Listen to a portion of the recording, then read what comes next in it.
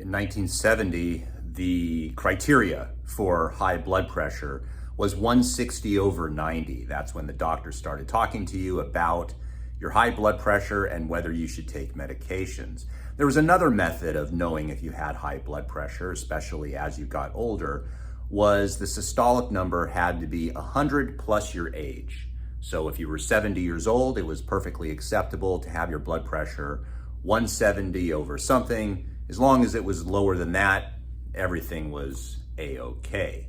Then somehow about 30-ish years ago, when I was in school, the numbers changed to when you were supposed to give someone medication. We were taught in our school that when someone had high blood pressure that was 140 over 90, that's when you were to send them out to their primary care doctor and have them take medication. Well, then in 2017, something happened.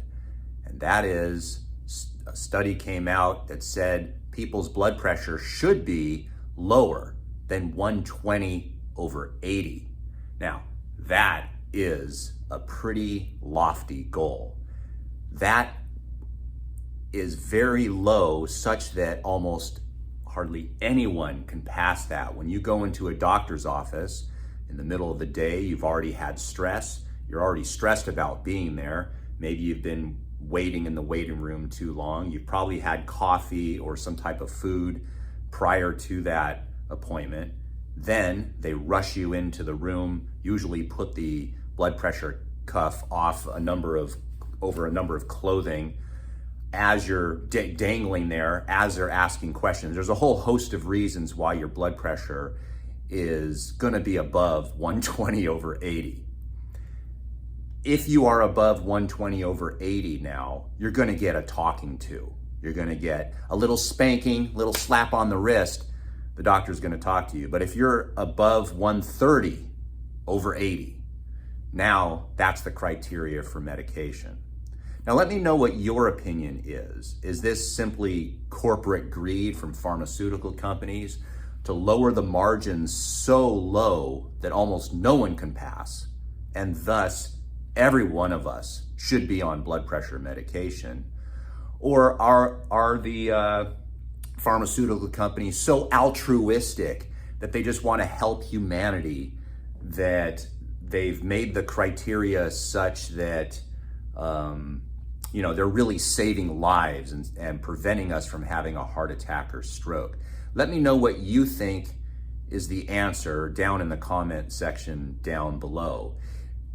Hypothetically, this may be true. No matter what our age, maybe all of our blood pressure should be below 120 over 80. There is probably a way to get your blood pressure to normal for you, but the million-dollar question is, what is normal blood pressure? What should our blood pressure be when we're 20 years old? What should our blood pressure be when we're 80 years old? And whatever your opinion is, there's probably research to support that. In fact, for many people that are elderly or old, it's interesting that now they're starting to say, or at least there's some research to support, that your blood pressure should be higher, that people that have low blood pressure because they're on so many medications are actually having less health and dying sooner than the people with higher blood pressure. So go figure. But that's the history of what we've seen so far just in my lifetime. Now, what were they doing 100 years ago in the 1920s with high blood pressure? Were people dropping dead like crazy because of high blood pressure? And now that we're getting everyone below 120 over 80, we're all living longer lives? Is that the reason why people are living longer now? Are they living longer? These are great questions to ask, and I'll leave it up to you to try to read between the lines. Now, having said this, high blood pressure is a risk factor for heart attacks and strokes. The higher your blood pressure as a younger person, the more likely that you're going to have problems in the future. So it behooves us to try to get our blood pressure to a normal for us. So if you want to become healthier and get a normal blood pressure for you, then I have a complete guide right here.